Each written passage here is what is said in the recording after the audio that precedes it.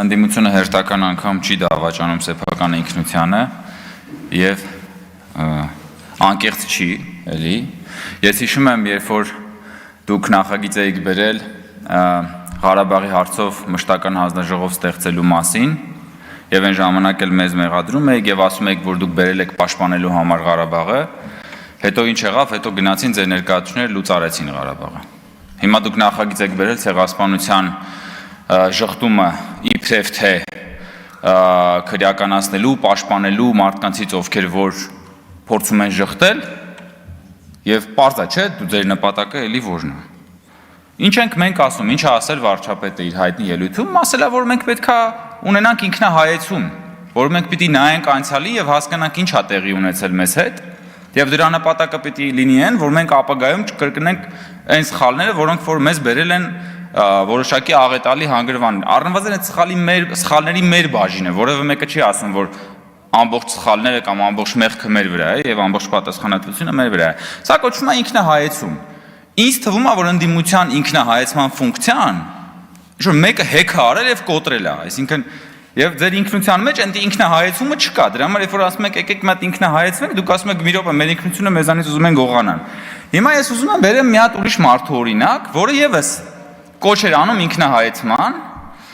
եւ դա անում էր 1920-ական թվականներին։ Մի այդպիսի գիրք կա, հարգելի գործընկերներ, երևի կարդացել եք։ Այդ գիրքը կոչվում է Դաշնակցությունը այլևս անելիք չունի, Հովհաննես Քաջազնոնի։ Եվ այս գրքում Հովհաննես Քաջազնոնին ահա անում է այսպիսի դատողություններ, այսպիսի մտքեր է զարգացնում։ Ասում է. 1915 թվականի ամռանն ու աշնանը տեղի ունեցան թուրքահայերի բռնի տեղահանությունը, մասսայական աքսորներն ու ջարդերը մահացու հարված հայ քաղաքական դատի համար։ Եվ դարձյալ պարաբան կլիներ հարց դնել այսօր, թե որ չափով է անդրադարձել մեր կամավորների մասնակցությունը պատերազմի մեջ թուրքահայերի աղետալի վիճակի վրա։ Իսկ ինչ է ասում ձեր տրամաբանությամբ Հովհաննես Քաջազնոնին։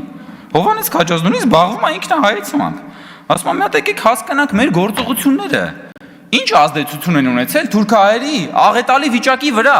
Հիմա պարոն Մինասյան, ձեր նախագիծը, ձեր նախագծով պետք է քրեական հետապնդում հարուցել Հովհաննես Քաջազնոնի վրա։ Եվ Հովհաննես Քաջազնոնին ասում եմ,